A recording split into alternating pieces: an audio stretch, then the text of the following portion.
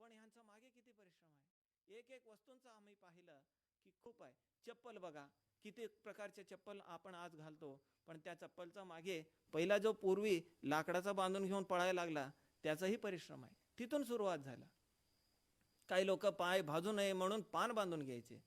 असे सुरुवात झालं चप्पलचा प्रक्रिया. आणि आज आपण पाहतो की चांगले चांगले प्रकारचे चप्पल आपल्याला मिळतात. भरपूर क्षेत्रात भरपूर संशोधन झाले आहेत. एक नाही, दोन नाही, एक एक क्षेत्र घेतले तर अक्षरशः तत्वज्ञान क्षेत्र घेतला तर तिथेही कितीतरी संशोधन झाले आहेत, कितीतरी चिंतन झाले आहेत. ते आपण सगळे पाहतो. ते ज्ञान आज आपल्याला उपलब्ध आहे. आणि ते ज्ञान संग्रह करण्यासाठी सुद्धा किती परिश्रम घ्यायचे. असे एक इतिहासकारांनी सांगितले आहे. जे पहिल्यांदा भारताला आले तर ते नाव घेऊन जात होते, तर नाव या बाजूला त्या बाजूला घेऊन जात होते. पूर आला. पूर आल्याबरोबरच नाव डळमळायला लागला आणि म्हणाले की एवढे पुस्तक आहेत आणि 4 लोक बसले आहेत, मग हे पुस्तक त्या बाजूला पोहोचवला की मी माझ्या देशाला घेऊन जाईन. तर ज्यावेळी नाव डळमळला तर त्या म्हणाले की एकतरी पुस्तक वाचतील नाहीतर माणसं वाचतील. ते म्हणाले जर पुस्तक वाचले तर पुढचे मानवीय संस्कृती वाढत जाईल, कारण का हा ज्ञान फार महत्त्वाचं आहे भविष्यासाठी. आपण राहत नाही, पण आपणले पूर्वज केलेले ज्ञान हे शाश्वत राहील म्हणून 4ही लोक उडी टाकले आणि बलिदान दिले. आणि ते लिहिलेले आहेत. ते ज्ञान आजही सुद्धा चायना देशामध्ये आहे, आपल्या देशातून गेलेले. असे लोकांनी त्याग करून आपल्याला आज ज्ञानाचा आपण पराकाष्ठावर आहोत. फक्त एक बोट ठेवले की ह्याला काय म्हणतात, त्याला काय म्हणतात, ह्या ग्रंथात एवढे पुस्तक उपलब्ध आहेत. अख्खा विश्वाचा लायब्ररी आज आपल्या हातात आहे, पण आपण उपयोग करत नाही. पण एक काळ असं होतं की ज्ञान शिकण्यासाठी माणूस घरदार सोडून कुठे कुठे तरी जात होता आणि जाऊन तिथेही जाऊन बसले तर ज्ञान मिळत नव्हता. असे आहे की इथेच प्रभूने रामशास्त्री म्हणून पुण्याचे झाले. ते काशीला ज्यावेळी गेले तर हे दक्षिणातून आले आहे म्हणून दक्षिण उत्तराचं थोडं भेद होतं वाटते त्यावेळी, आणि त्यांना ज्ञान देण्यात आलं नाही. म्हणून ज्या आश्रमात ज्ञान प्राप्त करायचं होतं तिथे त्यांना आत प्रवेश मिळाला नसल्यामुळे बाहेर झाडाखाली बसून गावात भिक्षा मागून आत जे पाठ करवत होते ते ऐकून श्रवण करून करूनच त्यांनी ज्ञान प्राप्त केले. आणि नंतर गुरुजी प्रसन्न झाले. जसं एकलव्यांच्या बाबतीत घडलं तसं प्रभूने रामशास्त्रींबद्दल घडलं. आणि नंतर आपण बघतो की किती न्यायनिष्ठ होते. असे ज्ञान आज आपल्याला सहजतया उपलब्ध आहे, पण त्याचा वापर करत नाही. हे आपलं दुर्दैव आहे. म्हणून प्रत्येक क्षेत्रात पूर्वजांचं आपण आठवण केलं पाहिजे. आपल्याला जे काय मिळालंय, एक चटाई मिळालेली आहे तर ते चटाई आपल्यापर्यंत येण्यासाठी किती लोकांचा हातभार असतो. त्या सर्व लोकांचं आभार आम्ही मानायला पाहिजे. आपल्या खाली एक परशी बसते, आपलं बाथरूममध्ये एक काहीतरी एक नळ बसते, तर त्या नळला पहिलं तर आपण पाहिले आहे की नदीपर्यंत गेल्याशिवाय खांद्यावर आपण मडका उचलल्याशिवाय इथपर्यंत पाणी येत नव्हतं. एक घडा पाणी वापरण्यासाठी कितीतरी विचार करावा लागत होता, कारण का तिथून इथपर्यंत आणावं लागतंय. आज तसं नाही. फक्त आपण असा हात पुढे केला की सेन्सर्स ऑन होतात आणि जेवढं पाहिजे तेवढं पाणी पडत असते. ही परिस्थिती आहे. म्हणजे मानवाने किती बदल केले आहे. म्हणून हे संस्कृती असं वाढत वाढत वाढत इथपर्यंत आपण पोहोचले आहोत, जिथे आपण फक्त इशारा केला, मनात संकल्प केला तर सगळं होत असते. पण याच्यासाठी खूप लोकांचं त्या तपस्या आहे. त्या सर्वांचं आपण आठवण करून घेण्याचा दिवस आहे. हा दिवस म्हणजे इथून जे पितृपक्ष आहे, म्हणजे अख्खा मानवीय संस्कृतीला आपण धन्यता अर्पण करण्याचा दिवस आहे. आणि विशेषतः आपलं पूर्वज म्हणजे आपले पणजोबा, आजोबा आणि आपले जर आईवडील आहेत तर त्यांचीही सेवा करणे, त्या संकल्प घेण्याचा दिवस आहे. कारण त्यांच्यामुळे आपण हा जग पाहिले आहे. हे जग बघण्यासाठी आपल्याला त्यांनी इन्व्हिटेशन दिले आहेत, त्यांनी आमंत्रण देऊन आणले आहेत. आपण काही पैसे भरले नाही, म्हणून आपल्याला इथे अनायासी आणून एवढं सगळं उपलब्ध करून दिल्याबद्दल त्यांचे आभार आणि कृतज्ञ राहणे आणि त्यांचे ऋण भाव मनात धारण करून त्यांचं ऋणातनं कसं मुक्त होईल हे चिंतन करण्याचा दिवस. त्यांचे ऋण प्रत्येकांचं म्हणजे आदिमानवापासून आजपर्यंत जेवढे लोक आपले पूर्वज होते, म्हणाले तर तसं खूप मागे पण आहे, पण एवढं मानवीयता म्हणून आपले जे आहे, आपण मानवीय संस्कृतीत आलेले आपण प्रत्येकाने आज बरीचशी ते मानव संस्कृती वाढत आल्यामुळे बरीचशी थोडं क्लेश पण आहेत, नाही असं नाही. जसे धनात्मक अंश असतात तसे ऋणात्मक अंश पण असतात. ऋणात्मकापेक्षाही धनात्मक अंश भरपूर आहे जे आपण ग्रहण करण्यासारखं आहे. आणि त्यांच्या बाबतीत आता आपल्याला इथे आणल्यानंतर, आपण इथे आल्यानंतर इथे आपण एक अतिथीसारखे आले आहे, म्हणजे काही नाही मोकळ्या हाताने आले आहे, पण एवढा अवकाश आहे की अख्खा जगाला आम्ही मिठी मारू शकतो, अख्खा जगाला आपण बदलू शकतो, तेवढं सामर्थ्य आहे. येताना खाली हाताने आले आहे, जाताना पण जाणारच आहे खाली हातानं, पण राहताना अख्खा जगाला मिठी मारता येते. हे अवकाश देवाने आणि आपले पूर्वजाने आपल्याला उपलब्ध करून दिलेत. म्हणून आपण खरा तो एकची धर्म जगाला प्रेम अर्पावा म्हणणारे आपले साने गुरुजींचा भाव आणि असे वेगवेगळे क्षेत्रात आपण पाहतो की यांचं भाव घेऊन आपण पुढे जायचं आहे. तत्वशास्त्रज्ञ आहेत आणि विज्ञानी लोक आहेत, समाजशास्त्रज्ञ आहेत आणि सामाजिक क्रांती घडवणारे आहेत. समाजात असणारे दोष काढण्यासाठी खूप लोकांनी क्रांती घडवल्या आहेत. कर्नाटकात बसवेश्वर माऊलींचं एक तिथे एक शरण आमचे क्रांती झालं, तर इथे एक महाराष्ट्रात भक्तीचं क्रांती घडलं, ज्याला आपण वारकरीचं क्रांती म्हणतो. किती माणसाला एकत्र करण्यासाठी, कारण का वेगवेगळ्या प्रदेशांमध्ये माणूस वावरत असताना तिथलं काळ प्रदेश प्रसंग अनुषंगाने त्याचे संस्कृती त्याचे ज्ञान घडले आणि त्या ज्ञानाला तो चिकटून राहिल्यामुळे वेगवेगळे संप्रदाय निर्माण झाले. पण आपण सगळे माणसे आहोत आणि मानवीयता मनुष्यधर्म हे प्रत्येकांचं फार महत्त्वाचं आहे. म्हणून आपल्या संप्रदायाचं बाहेरही सुद्धा आपलं मन विशाल व्हावं.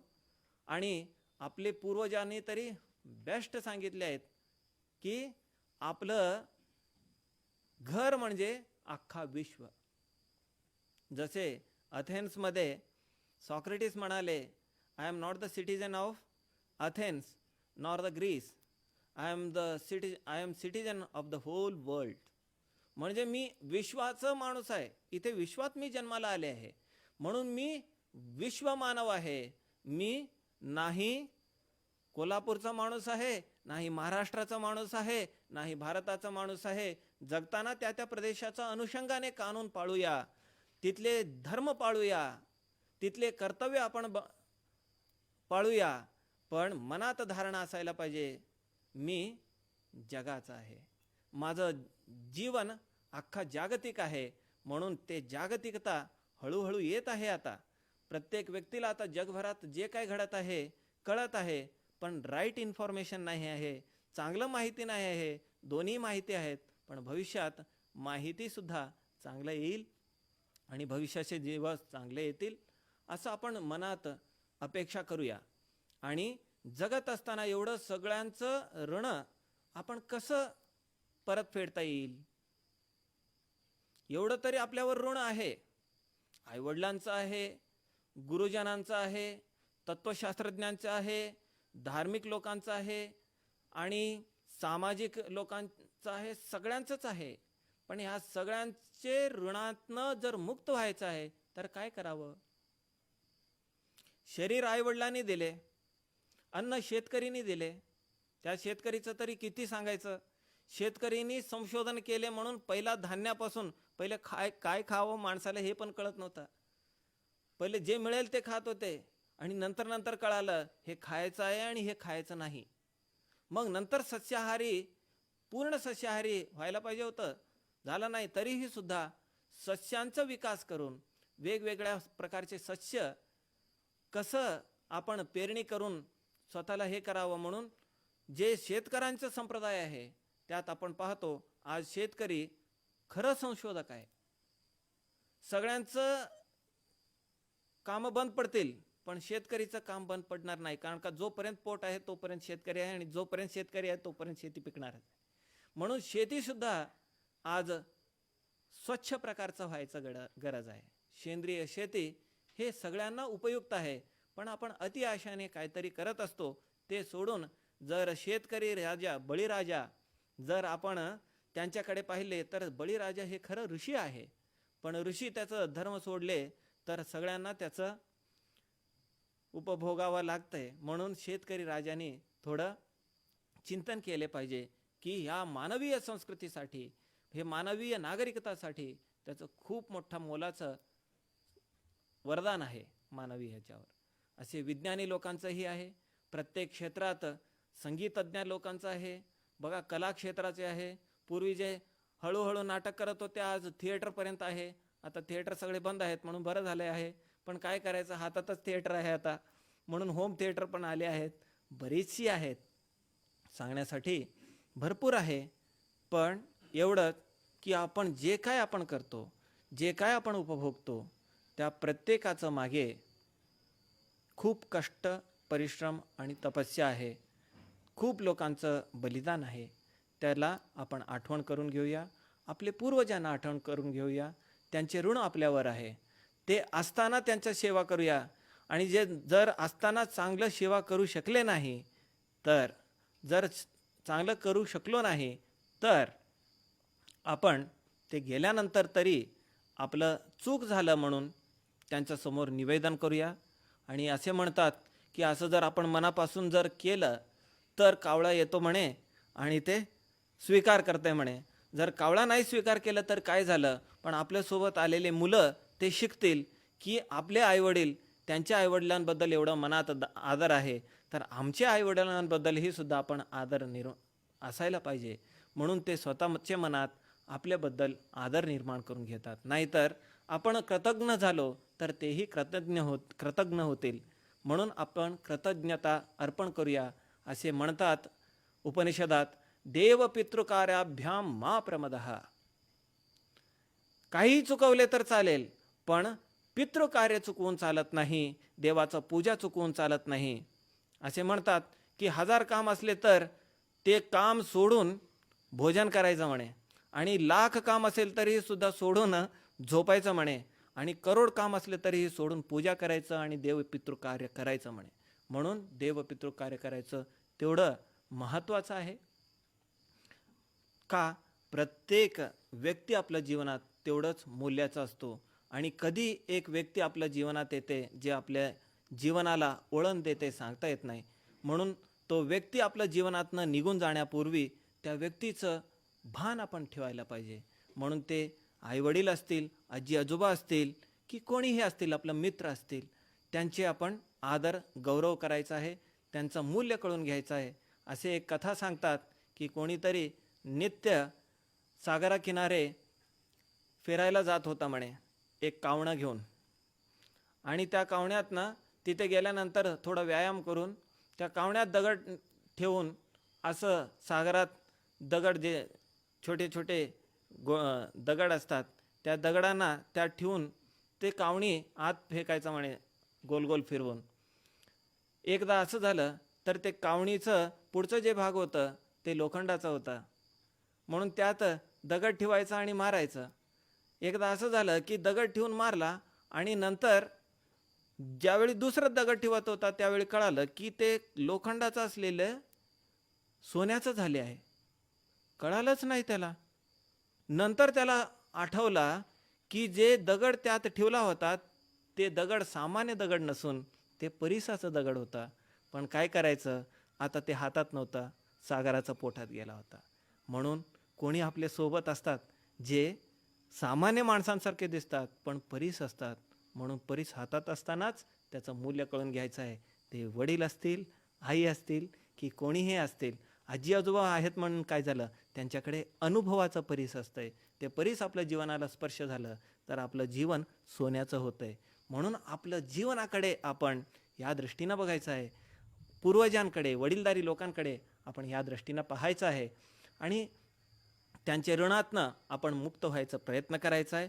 ऋणमुक्त व्हायचं म्हणजे काय, एवढं सगळं आम्हाला मिळालेलं आहे, अनायासी मिळालेले आहे, पण याचं योग्य वापर करणे. जसे भूमीत आपण बियाणं ठेवला की ते बियाणं 10 पटीनं 100 पटीनं 1000 पटीनं करून देते. तसेच आपण आपलं या जीवनाला एवढं सुंदर जगायचं की आपण ह्या जगाचं सौंदर्य बिघडू नये, ह्या जगाचं सौंदर्य वाढवून जायला पाहिजे, ह्या जगाचं ज्ञान वाढवून जायला पाहिजे. ह्या जगात आपण कलह करायचा नाही, ह्या जगाचं शांती, ह्या जगाचा आनंद वाढवायला पाहिजे. आपण एक संगीतकार होऊया, चांगला पेटी तबला वाजवूया आणि ह्या जगाचा आनंद वाढवूया. एक पक्षी येतंय, कोकिळा येतंय, तर आल्यानंतर ह्या जगात गाणे गाऊन जातात. म्हणून गाणे गाऊन गेल्यानंतर येथे हे जग आणखीन सुंदर होते. म्हणून पक्ष्यांनी ह्या जगाला खराब केले नाही, प्राण्यांनी ह्या जगाला खराब केले नाही. म्हणून माणसांनीही सुद्धा ह्या जगाला खराब करायचं नाही, पोल्युशन करायचं नाही. म्हणून आपण सर्वांनी एक संकल्प करूया, ह्या जगाला आणखीन सुंदर बनवूया, निसर्गपूरक जीवन जगूया, ज्याने आपलं निसर्ग आणखीन समृद्ध होईल आणि माणसांचं जीवन खुशाल होईल. आणि असे जगण्याचं एक संकल्प करण्याचा दिवस आहे. पूर्वजांचं आठवण करून घ्यायचं आहे आणि त्यांच्या ऋणातनं मुक्त व्हायचं आहे. बरीचशी ऋणातनं मुक्त व्हायचे आपण पाहतो, स्वामीजींचे श्रीमुखातनं आपण ऐकणार आहोत.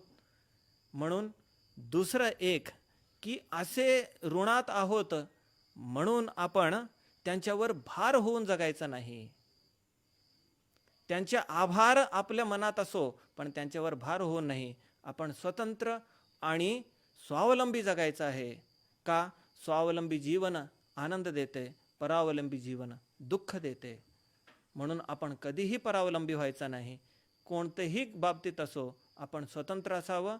झालं तर या जीवनाला बिघडवण्याच्या पेक्षाही तसंच ठेवलेलं बरं. तसंच ठेवल्यापेक्षा आणखीन थोडं सौंदर्य वाढवता आलं तर वाढवायचं, नाहीतर त्या सगळ्यांचे कृतज्ञ भाव मनात धारण करायचं आणि सहज सुंदर जीवन जगायचं. असं सहज सुंदर जीवन जगण्याचं सद्बुद्धी सामर्थ्य सद्गुरू माऊली आम्हा सर्वांना देवो, असं श्रीचरणी प्रार्थना करतो आणि वाणीला विराम देतो. ओम तत्सत.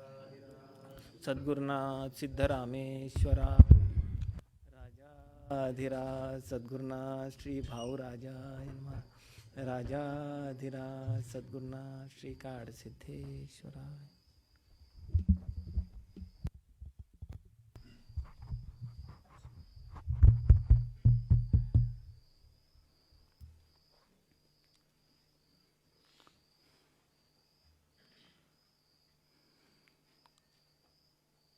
राजाधिराज सद्गुरुनाथ सिद्धरामेश्वराय नमः.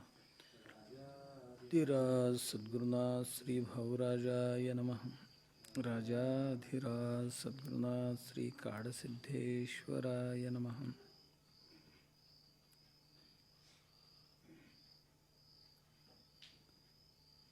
असितगिरिसमं शात्कज्जलं सिन्धुपात्रे सुरतरुवरशाखा लेखनी पत्रमुर्वे लिखति यदि गृहीत्वा शारदा सर्वकालं तदपि तव गुणानाम् ईशपारं न याति.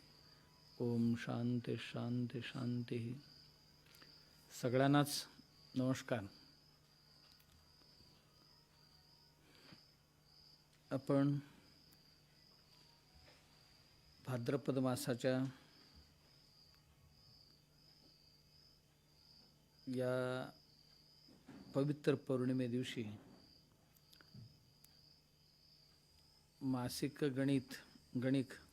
मासागणिक आयोजित सत्संगात सम्मिलित आहोत.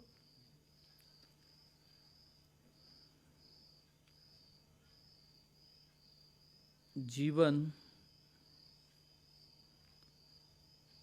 निर्विघ्न राहावं, निर्विघ्न चालावं असं सर्वांचीच इच्छा असते. सुरळीत चालावं, सुगम असावं अशी सर्वांचीच इच्छा. कोणाला असं इच्छा झाली की माझ्या रस्त्यावर काटेकुट्टे असायला पाहिजे, खाचकळगी असायला पाहिजे, चढ उतार असायला पाहिजे, अशी कोणाची इच्छा नाही. माझी रस्ता सरळ असायला हवं,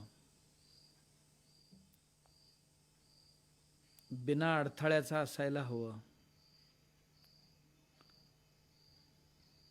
आणि कमी अंतराचा असायला हवं, तर लवकर मला जाऊन पोचता येईल असं प्रत्येकाला वाटते. आमच्या डोळ्यासमोर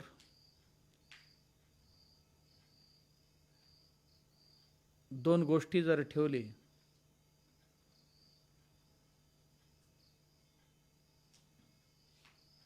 एक रस्ता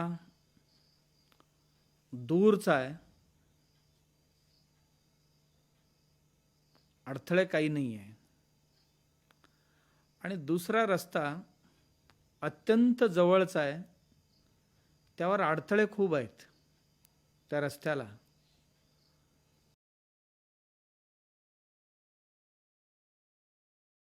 कोणता रस्ता निवडणार? ह्यात दोनपैकी कोणता रस्ता तुम्हाला हवं असं विचारलं तर आम्ही निर्णय करण्याकरता थोडासा आम्हाला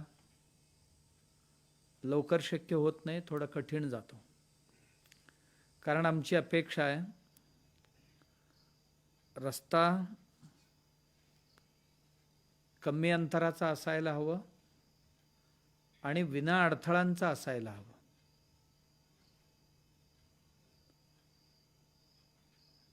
आम्ही दूरचा रस्ता चालायला मागत नाही.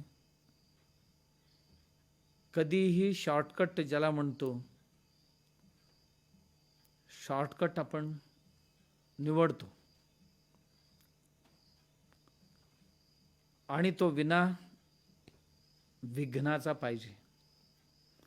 म्हणून जीवनात कुठलेही विघ्न येऊ नये. मग दैहिक आणि मानसिक स्वास्थ्यामध्ये असो,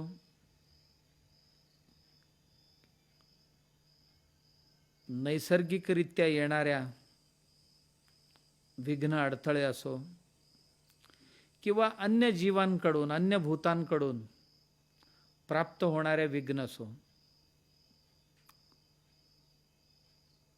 ते नको असं प्रत्येकाला वाटतं.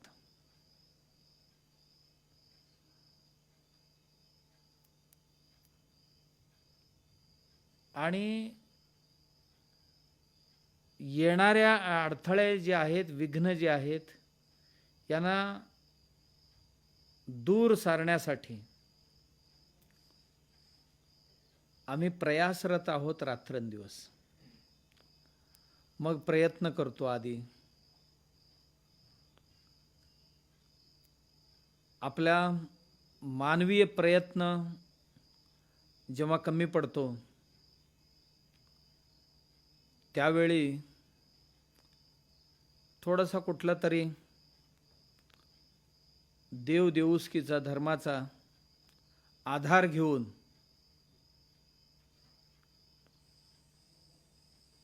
हे पार करता येईल का विघ्न,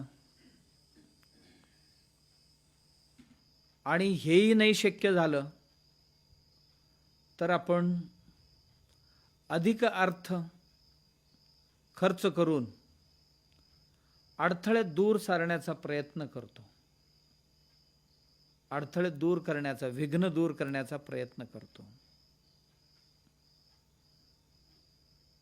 आणि त्यावरही नाही झाले, मग देवाला प्रार्थना करतो, देवा माझी एवढी विघ्न दूर कर. आणि त्यांनाही जर शक्य नाही झाले तर शेवटचा एक मार्ग असतो तत्वज्ञानाचा. यथार्थता समजून घेऊन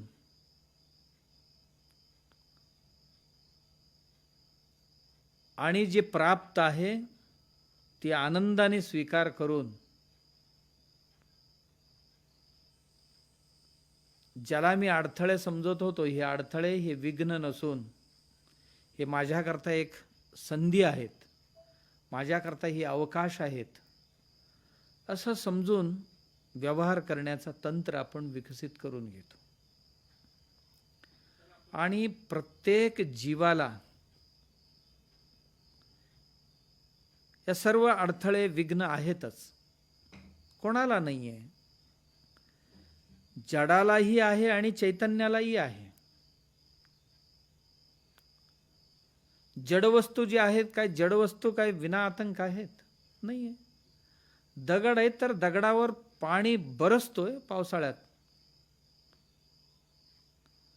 दगड आहे तर दगडावरही घाव घालणारी कोणतरी येतात. दगड आहे तर दगडालाही झिजवणारी कोणतरी येतात. दगडालाही तोडणारी कोणतरी येतात. त्यांना तरी त्यांचे जीवन कुठे निर्विघ्न आहे?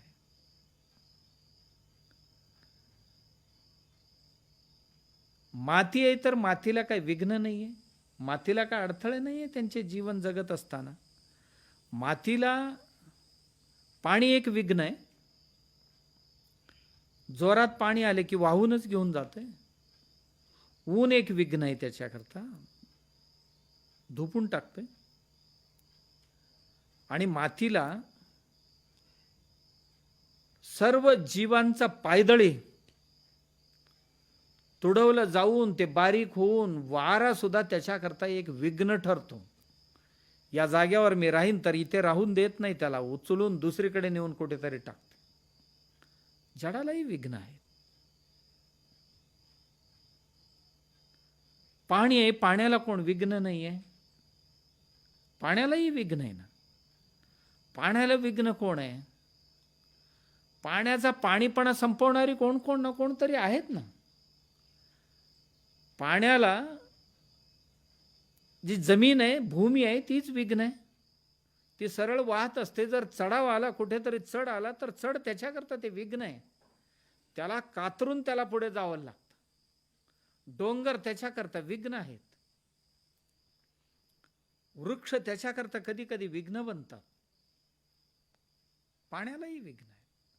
एवढंच नाही, त्या पाण्यामध्ये चालण्यामध्ये जेवढी अडथळे येतील ते सर्वही त्याचं विघ्न अधिक.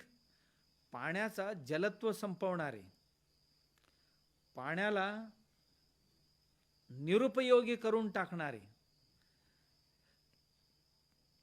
जे किडे आहेत, जलपर्णी आहेत, ही त्याच्याकरता विघ्न आहेत. कोणाला नाही विघ्न येते? जीवनात कोणाला विघ्न नाही आहे? पुस्तक आहेत आमची, का पुस्तकाकरता कुठलाही कंटक नाही आहे? पुस्तकाकरताही कंटक आहेत. पुस्तक मळकट होऊन संपते, मलिन होऊन त्याचं आयुष्य कमी होतो.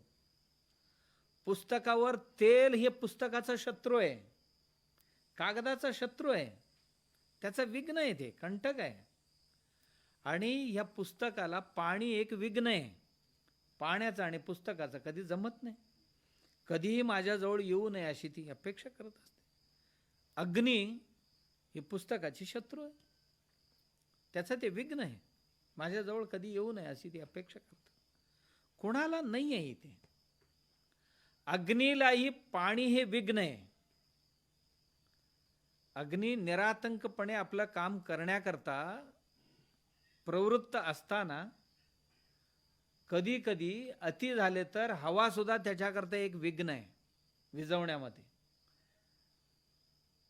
पाणी त्याच्याकरता विघ्न आहे जादा झाले तर.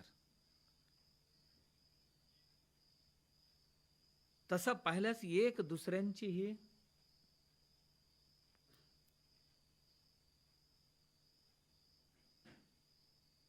विघ्न आहेत.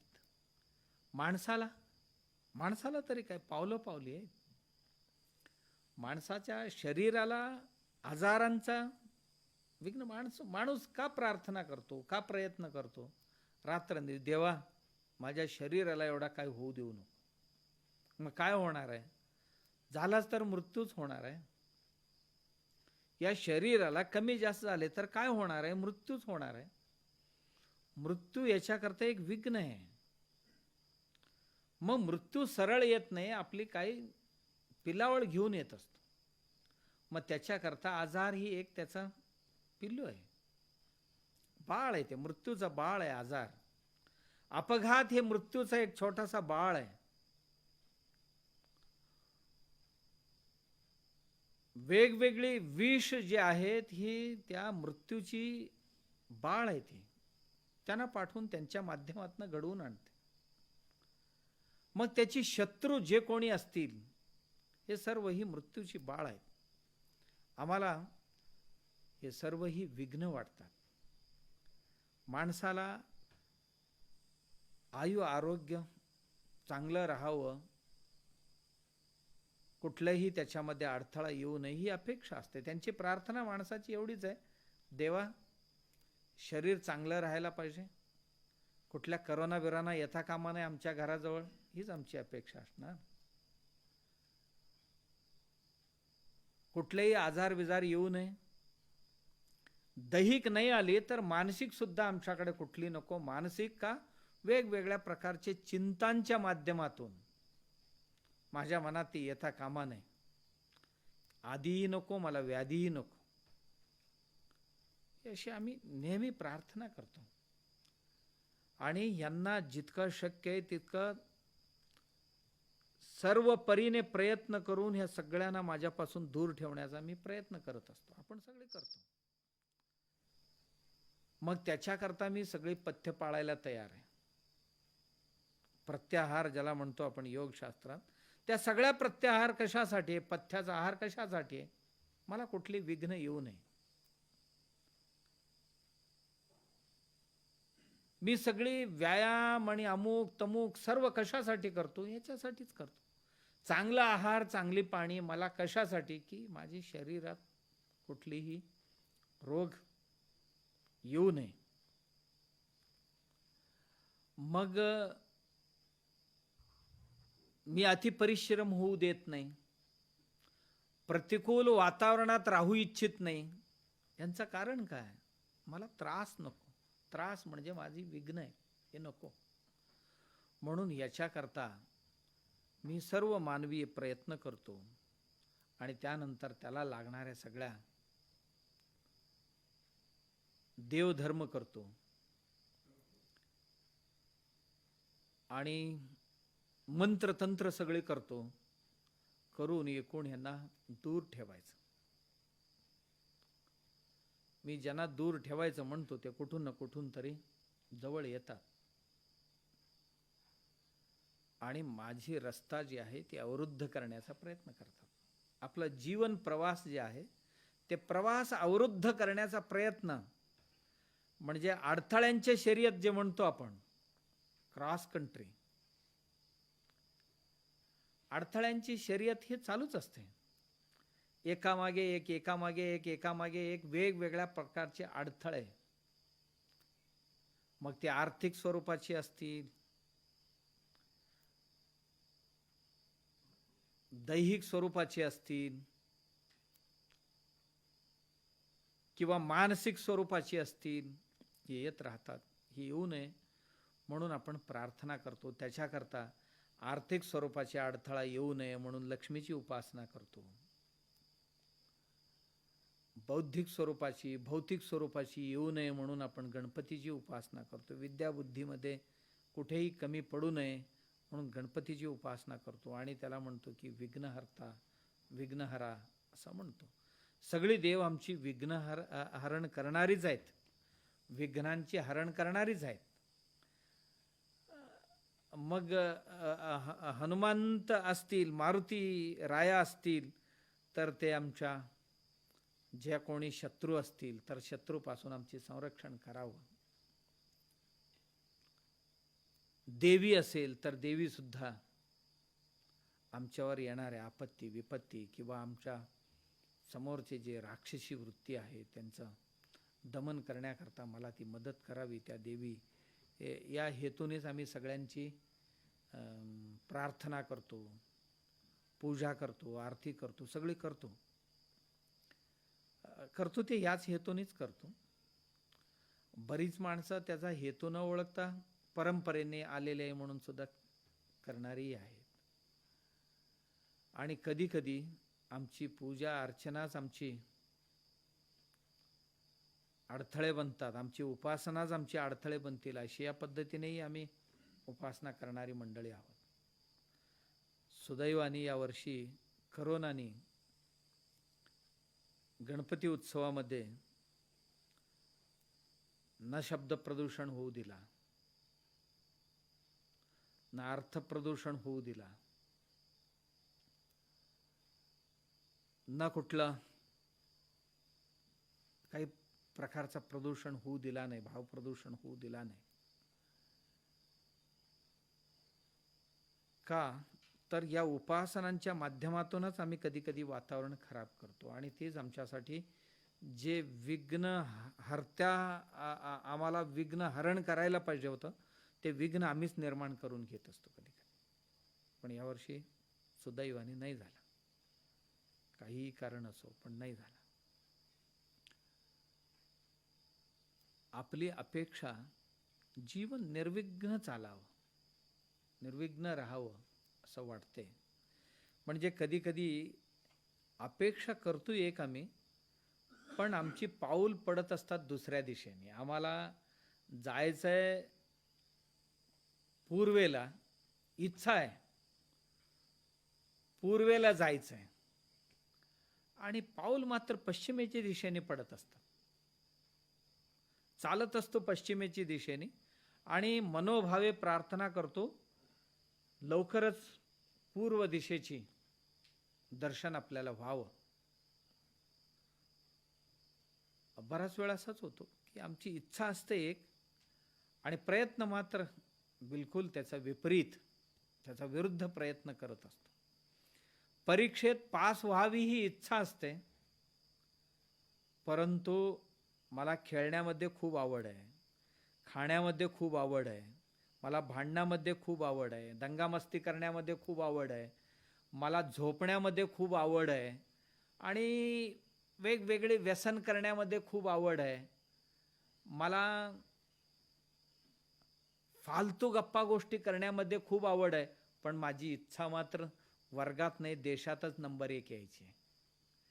परंतु माझे प्रयत्न मात्र सगळे त्याच्या विरुद्ध आहेत आणि माझा प्रयास सगळे त्याच्या विरुद्ध आहेत. आणि मी निरोगी जगावं अशी माझी इच्छा असते आणि निरोगी जीवन जगत असताना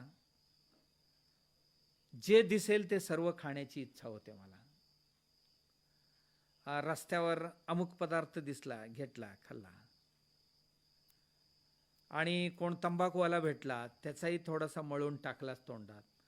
त्याला वाटते की हे सगळे गोडावनच आहे आपलं पोट, म्हणजे जे काय मिळेल ते आणायचं आणि ह्या गोडाऊनमध्ये ठेवायचं. आणि आपल्याला वाटते की आपण तहान लागलेले, पाणी प्यायला पाहिजे. पाणी नाही, दुसरंच काहीतरी मिळते तेच पिऊन तहान भागून घ्यायचं म्हणतो.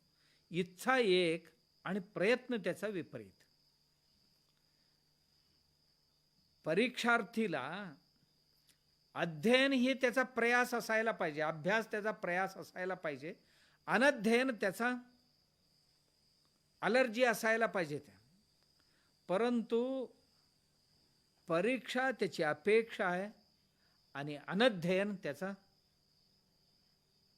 प्रयास आहे. कसं ध्येय गाठणार आपण? नाही गाठणार. आणि असं करून कुठल्याही या जगात आपण या पद्धतीने वाटचाल करू तर आमच्या जीवनात आपण जे जे म्हणू ते सर्वही आमच्याकरता शत्रूच असतील, सर्वही गोष्टी आमच्याकरता अडथळेच असतील. मला आयुष्यात कधीही कोर्ट कचेऱ्यांची पायरी चढायचं नाही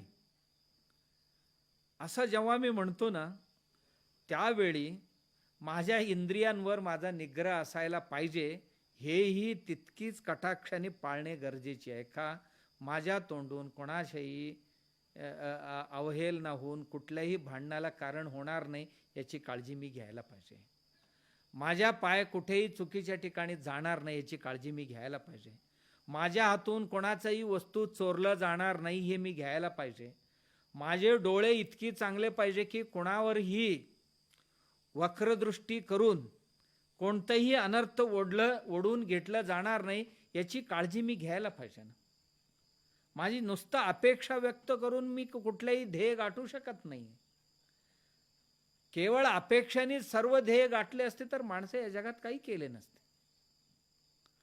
माझी अपेक्षा ज्या दिशेने आहे त्याच दिशेने प्रयास पण असणं गरजेचे आहे. त्या दिशेनेच प्रयास असायला पाहिजे. आम्ही बराच वेळ असंच करतो. परिवारात सगळी गुण्या गोविंदाने प्रेमाने आनंदाने राहायला पाहिजे. आमचं घर नंद गोकुळ व्हायला पाहिजे असं तोंडाने सगळीच म्हणतो. आमचा परिवार हा नंद गोकुळ व्हायला पाहिजे. इथे प्रत्येक व्यक्ती प्रत्येकाशी प्रेमाने वागली पाहिजे, तेव्हाच नंद गोकुळ होते. आम्ही म्हणतो घर नंद गोकुळ व्हायला पाहिजे. सकाळपासून संध्याकाळपर्यंत एकमेकांची मापच जर काढत बसलो घरात, नंद गोकुळ तेव्हा होणार आहे. माणसांमध्ये प्रेम पाहिजे, माणसांमध्ये शांती पाहिजे, आमच्या मनामध्ये तितिक्षा भावना पाहिजे, आमच्या मनामध्ये समाधान भावना पाहिजे, आमच्या मनात काही गोष्टींच्या बाबतीत उदासीन भावना आमच्याकडे असायला पाहिजे. हे गुण जर मी संग्रह न करता, यांना माझ्या हृदयात मी आश्रय न देता मी म्हणत असेन की माझं घर नंद गोकुळ व्हावं आणि सकाळपासून संध्याकाळपर्यंत मारामाऱ्याच करणार आणि मारामारीला पूरक गोष्टी सर्व मी करणार, कसं माझं घर निर्विघ्नपणे आनंदाने राहील? नाही शक्य होणार ना. आणि आमची सर्व उपासना व्यर्थ जाते. आणि मी पूजा करतो. पूजा कशासाठी करतो? की माझ्यातलं अवगुण जावं. माझी ध्यान कशासाठी? ध्यानम निर्विषयम मनः. माझ्यातली लालसा जायला पाहिजे मनातली, माझ्या मनातली वासना संपायला पाहिजे, माझ्या मनातली दूषण गेले पाहिजे. ह्याकरता मी ध्यान करतो. आणि 2-2 तास ध्यान करतो आणि राहिलेले 22 तास त्याच्या विरुद्ध सर्व काम करतो. आणि कसं समाधान घरात राहणार? घर कसं नंदगोकुळ होणार? माझा व्यवसाय भरभराटीस जायला पाहिजे असं मी म्हणायचं. आणि रात्रंदिवस झोपून राहिलं तर व्यवसाय भरभराटीत जाणार आहे? नाहीये. भरभराटीत जायला पाहिजे तर दिवसाचा रात्र आणि रात्रीचा दिवस जो करतो, रात्रीचाही दिवस जो करतो आणि दिवसाचा दिवस तर यातो, रात्रीचाही दिवस जो करतो. आणि असं नाही की रात्रीचा दिवस करून कष्ट करतो आणि सगळे दवाखान्यात घालतो, असं नाही. सर्व सांभाळून कठीण परिश्रम करतो, प्रामाणिकता मनात बाळगतो आणि पारदर्शी राहतो जीवनामध्ये आणि प्रेमाने व्यवहार करतो. मग का होत नाही त्याचा? धंदा चांगली होणार. माझी धंदा भरभराटीस जायला पाहिजे असं मी म्हणतो. आणि धंदा भरभराटीस जायला पाहिजे तर मी दुकानात बसून येईल त्याला जर शिव्याच देत राहिलो प्रत्येक गिराक्याला, कसं येईल तो परत? धंद्यामध्ये तेजी यायला पाहिजे तर माणसांशी व्यवहार माझी कशी असायला पाहिजे, तोंड किती गोड असायला पाहिजे, शब्द किती छान असायला पाहिजे. नाही, आम्हाला चांगलं बोलता नाही आलं, चांगलं व्यवहार करता नाही आलं तर माझी धंदा कशी सुधारणार? मला शेतातच जायचं नाहीये, कुठलाही कष्टच करायचं नाहीये, मला 100 टन ऊस पिकवायचंच आहे, असं कधी होणार आहे का? आणि घरात बसून म्हणणार देवाने माझं फार वाटोळे केली यावर्षी, काय आलाच नाही हो, गेलाच नाही शेतात, गेला तरी गाडीवरनं उतरलाच नाही, बांधावरच उभा राहिला, आहे शेतात म्हण, शेत आहे म्हणाला जाग्यावर, आला परत. जेव्हा आपण पिकाबरोबर बोलायला सुरू करतो, पायात चप्पल न घालता शेतात जेव्हा मी फिरतो तेव्हा शेताची तब्येत कशी आहे मला कळेल. मी बूट घालून असा पायात फिरून आलो तर शेताची तब्येत नाही कळणार. पिकाजवळ मी उभं राहिलो तर पीक सांगेल सुखदुःख. पिकाची पानं वाळलेली आहेत का, पिवळी झालेली आहेत का, लाल झालेली आहेत का, छिद्र पडलेले आहेत का, का कीड झालेली आहेत का, त्याच्याबरोबर बोलल्यानंतर उभं राहिल्यानंतर सांगेल ना. ते सांगितल्यानंतर मी काय करायला पाहिजे ते कळणार, तेव्हा मला पीक चांगलं येणार. मी जातच नाही, कुठेही काय करतच नाही, म्हणतोय की माझं भरभराटी व्हायला पाहिजे यावर्षी. कशाचा भरभराटी होणार? कर्ज काढून कधी भरभराटी होत असतो? व्यसनं करून कधी भरभराटी येते? आणि असं म्हणतोय की मी हिंद केसरी बनायला पाहिजे यावर्षी. हिंद केसरी कधी तालमीत गेला नाही, कधी कुस्ती खेळला नाही आणि कधी एक ग्लास दूध प्यायला नाही. सकाळी संध्याकाळी, संध्याकाळ झाले की दारू पिते आणि रात्री पण पिते, सकाळी उतार्यालाही पिऊनच उठते आणि म्हणतोय मला हिंद केसरी बनायचं आहे. हिंद केसरी बनणारी असं दारू पिऊन हिंद केसरी बनतात का? त्याच्याकरता लागणारी अध्ययन कुठे? माझ्याकडे अभ्यास कुठे? नाही ना.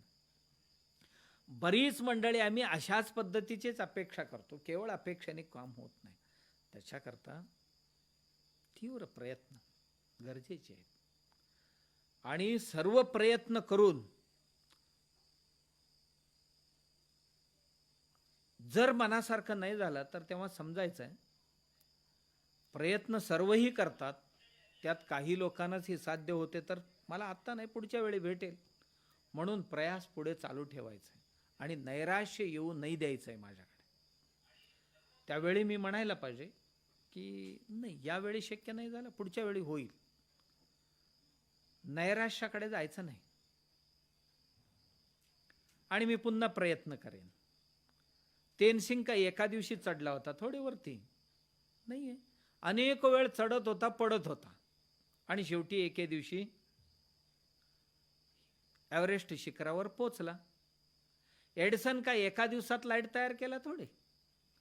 699 वेळ नापास झाला होता ते करण्यामध्ये, पण तो नापास असं समजला नाही. एवढी दोष माझ्यातले कमी झाले म्हणाले. 700व्या वेळी त्याला लाईट शोधण्यात यश आला. आणि कोण? भीमसेन जोशी पंडितजी एका दिवसात तयार होतील का? नाहीये. हिंद केसरी काय एका दिवसात बनतात का? नाहीये. अब्दुल कलामजी काय एका दिवसात, एका वर्षात बनतात का? नाहीये. त्याच्या पाठीमागे महत्व प्रयास आहे आणि ते प्रयासासहित चालत असताना थोडीशी प्रार्थना करायची असते. देवा, मी योग्य दिशेने चालण्याचा मी प्रयत्न करतो, मला आपला जरूर साथ असावं. मी काही न जाता मला साथ मिळावं असं कसं?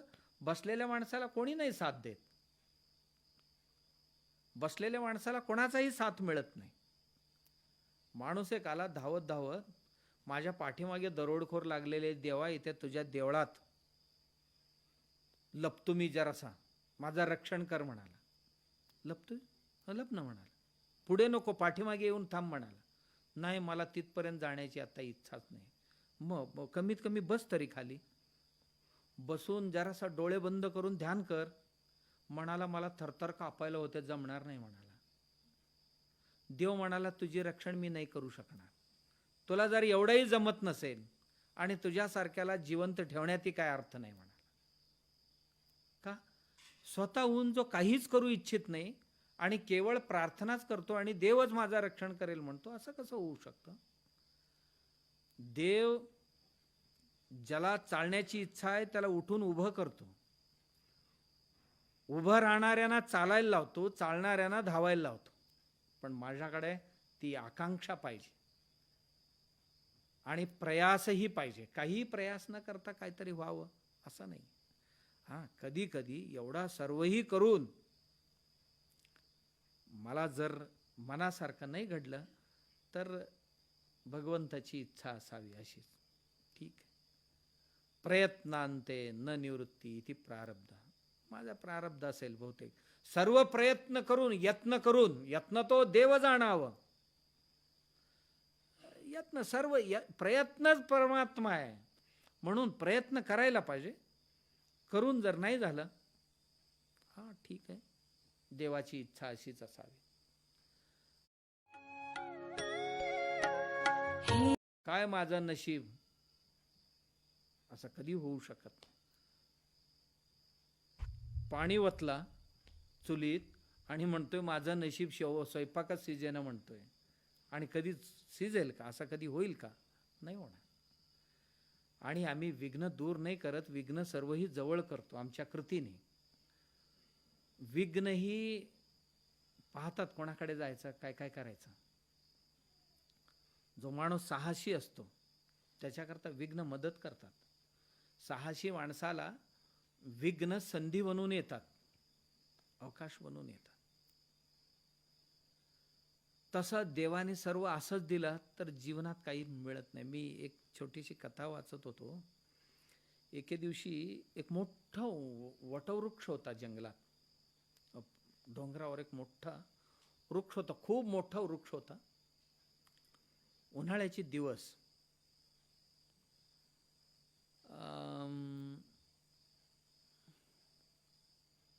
उंदीर एक झाडांची मुळी कुडतरत होता आणि उंदराच्या अंगात प्रचंड इच्छाशक्ती आणि सामर्थ्याची गर्व. झाड माझ्यापेक्षा 1000 पटीने मोठं आहे, पण ह्याला उलटून टाकेन का, ह्याची सगळ्या मुळ्या मी कातरून टाकले तर झाड काय राहणार, एवढी सामर्थ्य माझ्याकडे. उंदराला स्वतःच्या सामर्थ्याची एवढी गर्व. या झाडाला काही दिवस जाऊ द्या, ह्याला उभा आहे ना, याला आडवं करून टाकेन म्हणत. आणि असं गर्वानी म्हणत असताना मांजर आला एक. मांजर आल्याबरोबरच, मांजर का एवढीशी प्राणी, एवढ्या मोठ्या झाडाला मी थोड्या दिवसात आडवं करेन म्हणणारा उंदीर मांजर दिसल्याबरोबरच पळायला लागला. अरे च्या म्हटला, एवढ्या मोठमोठ्या वृक्षाला सुद्धा आडवं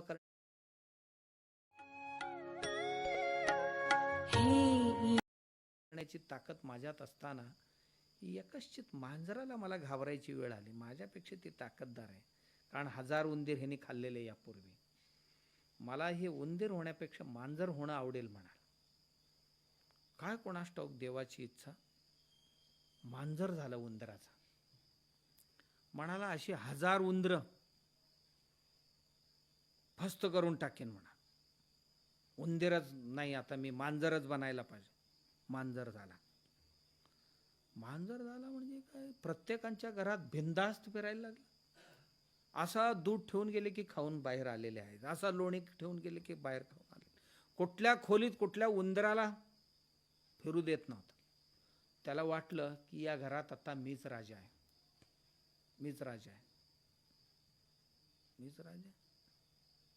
असं म्हणत असताना तो गल्लीतला कुत्रा आला. मांजराचा गळाच धरला. धरल्याबरोबर कसाबसा निसटला.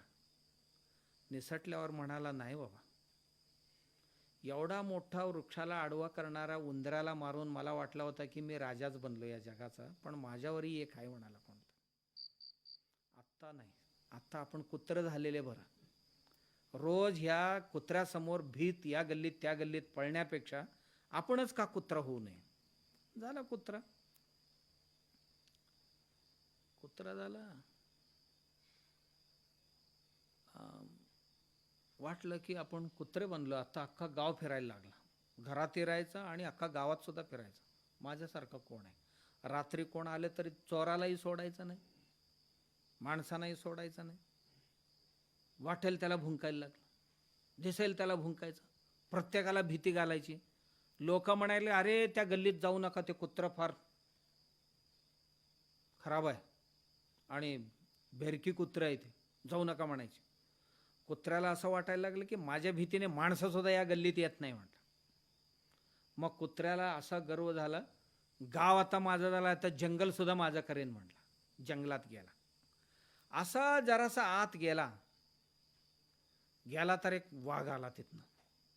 वाघ आल्याबरोबर कुत्रा शेपूट उलट करून घर गाठला आपला. आणि त्याला वाटलं, अरे अच्छा, आपल्याला वाटलं होतं गावचा बी धनी झालोय आणि आता जंगलाचा धनी होईन असं वाटत होतं. ही वाघ कुठून आला म्हणाल. नाही, याच्यापेक्षाही तोच झालेला बरा. मी वाघ का होऊ नये असं त्याला वाटलं. वाघच झाला. वाघ झाला. वाघ होऊन जंगलात फिरत होता. वाघ म्हणजे जंगलाचा राजाच ना. फिरत होता इकडे तिकडे. मला मारणारी, कारण सगळ्या प्राण्यांचा तो राजा, आणि हालतो फालतू माणसंही कोण जवळ जात नव्हते. एके दिवशी एक शिकारी सगळे कुत्रे बित्रे घेऊन, सगळे तयारी निशी, धनुष्य आणि हे घेऊन आला आणि एक छोटासा बाण लागल्याबरोबर वाघ सुद्धा घाबरला. म्हणाला, नाही, म्हणाला, नाही, हे झालेले योग्य नाही म्हणाला. मी एवढा सगळ्या जंगलाचा राजा होतो आणि गावातली माणसं सुद्धा जंगलात कोण येत नव्हते, सगळ्यांना घाबरत होतो, पण हा एकशित शिकारी आला मला. नाही, शिकारीच झालेले बरं म्हणाला. झाला शिकारी झाला, काय त्याची इच्छा कोणास ठाऊक, शिकारीच झाला. शिकारी झाला, त्याला वाटलं की इथेही काही विघ्न नाही आहे या जीवनात. शिकारी झाला.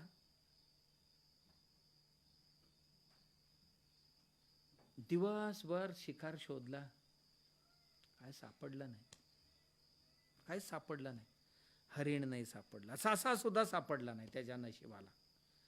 कंटाळून झाडाखाली झोपला. एका झाडाखाली बघितला, उंदीर कुडतरत होता झाडाला. म्हणाला एवढ्या मोठ्या झाडाला ही उंदीर कुडतरते म्हणजे ताकदवर आहे. उंदीर झालेले काय वाईट आहे म्हणाला. एवढं जंगलभर भटकून काही मिळत नाही आपल्याला आणि जागेवरच बसून असं मोठमोठी झाडं पालटून टाकता येते, खाता येतं, पिता येते, आनंदात राहता येते. कोणाचं तरी काढलेले बीळ आणि त्याच्यात जाऊन राहता येतं. मग उंदीर झालेले काय वाईट. झालं उंदीर. एवढ्यात जागा झाला उंदीर. तर एवढा प्रवास करून शेवटी इथेच आलो ना म्हणाला. होता उंदीर आणि झाला काय. जगात निर्विघ्न काय आहे, काय कुठेही निर्विघ्न नाही बाबा. त्याला ह्या जन्मात नसेल, त्या जन्मात नसेल, त्याच्याकरता नसेल, ह्याच्याकरता नसेल. एकाला दुसऱ्यांचं चांगलं वाटते, आपलं तेवढं चांगलं वाटत नाही कोणालाही. प्रत्येकाला आपलं सोडून इतरांचे सगळे चांगले वाटते. आपलं घर त्याला बरं वाटत नाही, शेजाऱ्यांची घर बरं वाटतो. आपल्या घरातली जेवण बरं वाटत नाही, दुसऱ्यांच्या घरातली जेवण बरं वाटतो. आपल्या शेतातल्या पिकापेक्षा शेजाऱ्यांची पीक बरं वाटते. आपल्या कपड्यापेक्षा शेजाऱ्यांची कपड्यावरच आपलं लक्ष नेहमी असतो. दुसऱ्यांच्यावरच लक्ष असतो आपलं. आपलं काही बरं वाटतच नाही, म्हणून ते व्हावं, ते व्हावं, ते व्हावं असं आपल्याला वाटते. आणि आयुष्यभर त्या उंदराचा प्रवास झाला ना, तसाच आपण प्रवास करत राहतो आणि आपलं संपूर्ण आयुष्य ते बनण्याकरता खर्ची घालतो.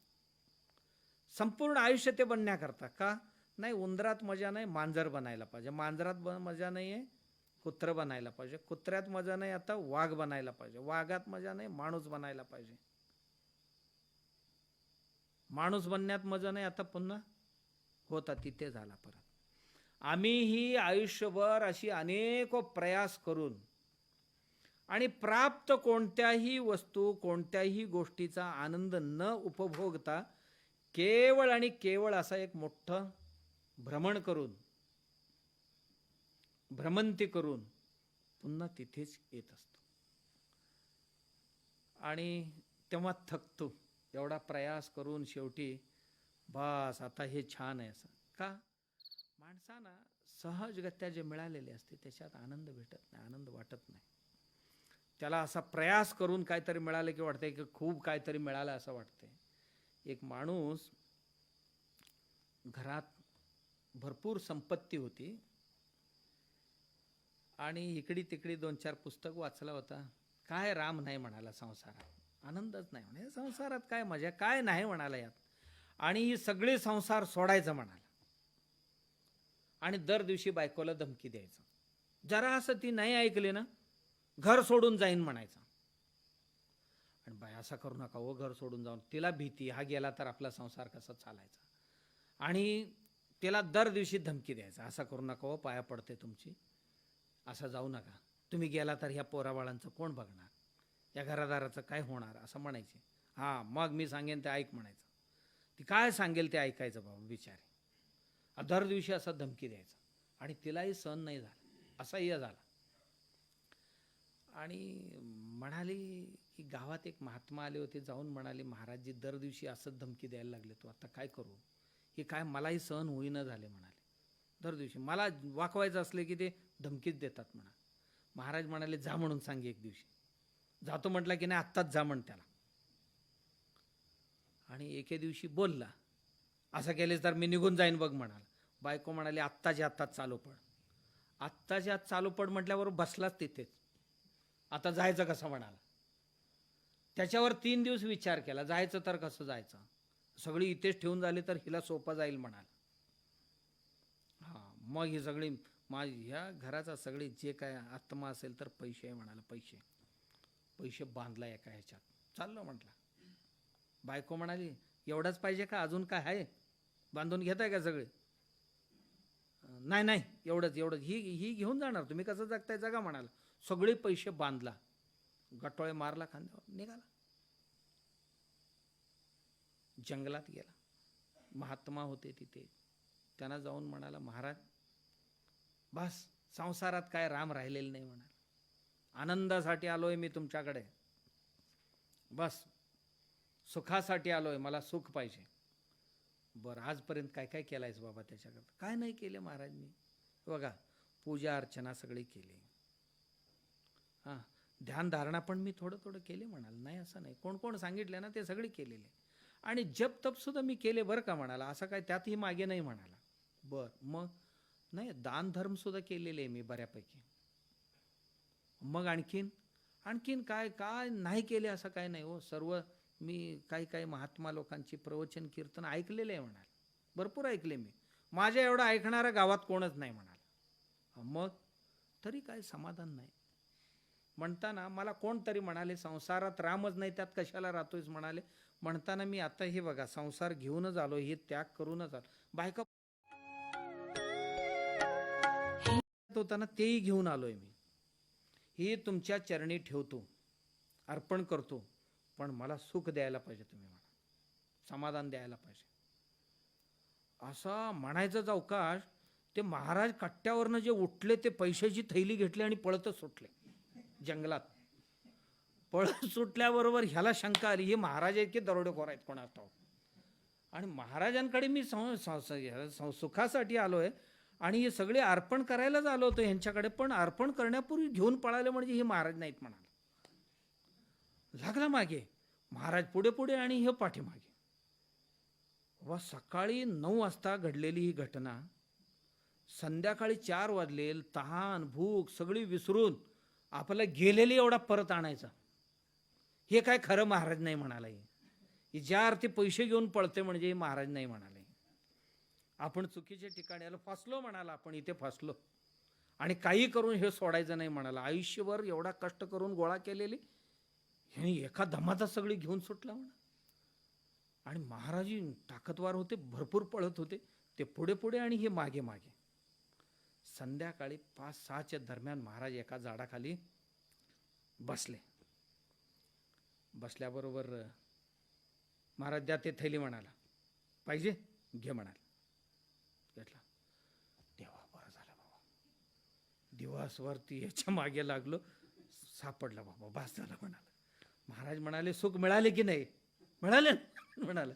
सुख ना काय मिळत नाही. मिळाले ना म्हणाला. मिळाले की नाही सुख. मिळाले ना म्हणाला. कोणाचं ते. माझंच.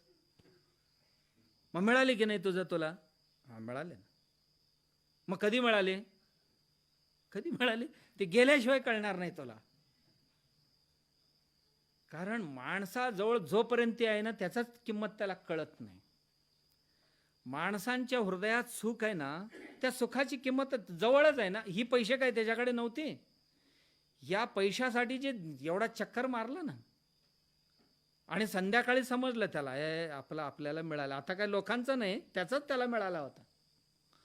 तसा माझ्याही जो आत्मा आहे, आत्म्याचं सुख आहे आणि हे आत्म्याचे सुख मला मिळेना झाले घरात.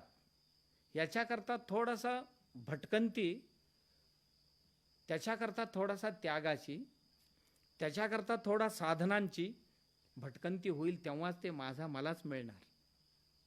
मला इथेच दिसणार, माझ्यातच सापडणार. का ते मानण्यावर आहे. ते काय संपत्तीत असते थोडी. रोहिदासजींची आपण नाव ऐकलं आहे. उत्तर भारतात एक मोठे महात्मा होऊन गेले.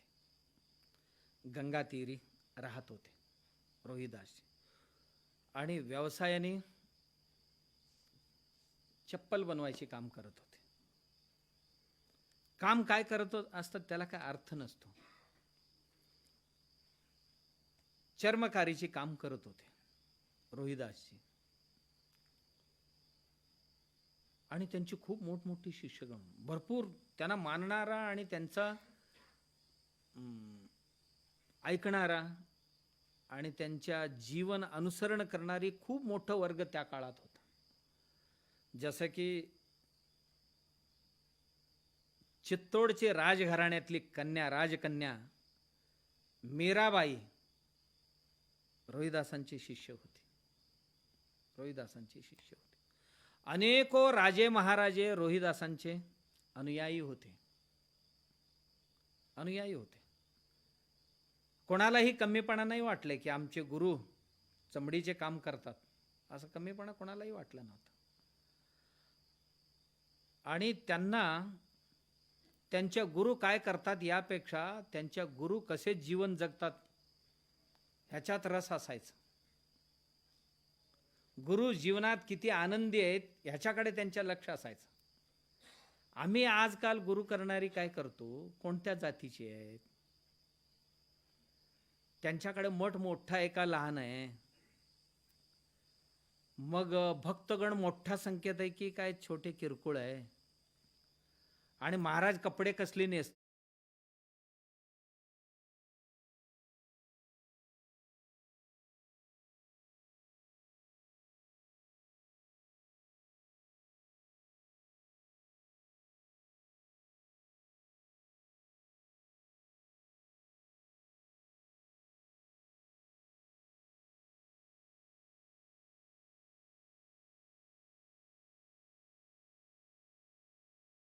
महाराजांच्या गाड्या कसली आहेत, महाराजांच्या आजूबाजूला फिरणारी मोठी माणसं कोण कोण आहेत, याच्यावर आम्ही त्या महाराजांची योग्यता पाहतो.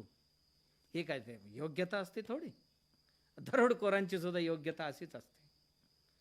या जे आता आम्ही यादी बघितलं ना, ही यादी सगळी दरोडखोरांकडे सुद्धा असते. ते काय मोठे होतात थोडी. काय करतो ती व्यक्ती जीवन कशी जगते, तो कुंभारकी करतो का लोहारकी करतो का सोनारकी करतो का सुतारकी करतो का शेती करतो का भांडी घासतो, ह्याला काय अर्थ आहे का? काम काय करतो ह्याला काय अर्थ असतो? काम हे केवळ उपजीविकेसाठी असते. उपजीविका कशावर चालवायचा? कोणाला जे जमते ती करून त्यांची उपजीविका चालवावी. उपजीविका म्हणजे जीवन नव्हे. उपजीविका केवळ जगण्याकरता जे लागते अन्न पाणी, त्याच्यासाठी हे करायचं आहे. खरं जीवन जगा, जो आनंदासाठी जीवन जगायचं आहे, तो भक्ती आणि सद्गुणांच्या सद्राशीने संपादन करून, सद्राशी संपादन करून जीवन जगायचं असतो. आणि त्यांचा व्यवहार कसा आहे, बसतात कसं, उठतात कसे, बोलतात कसे, चालतात कसे, आपत्ती विपत्तीमध्ये राहतात कसे, लोकांना देतात काय, लोकांकडून घेतात काय,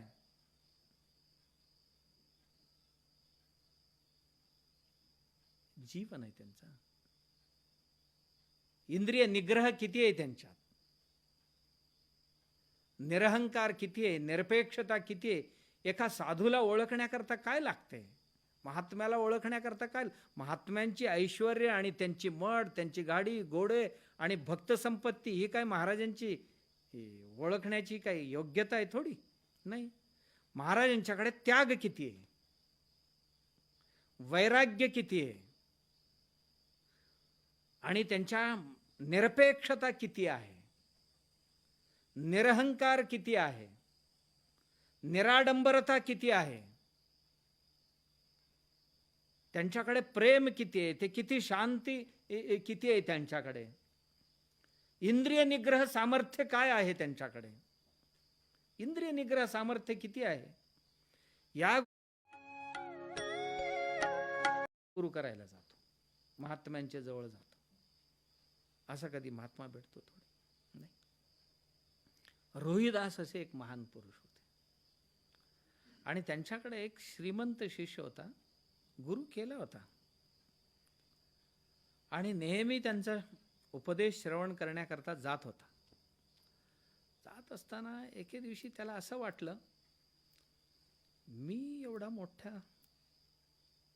व्यक्तिमत्वाचा माणूस आहे आणि माझे गुरु चर्मकारी करतात, त्यांना शोभते की नाही महत्वाचं नाही, पण मला शोभत नाही म्हणाला. त्यांना शोभत नसतं तर ते केव्हा सोडले असते, पण मला शोभत नाही की अशांची शिष्य झालो मी.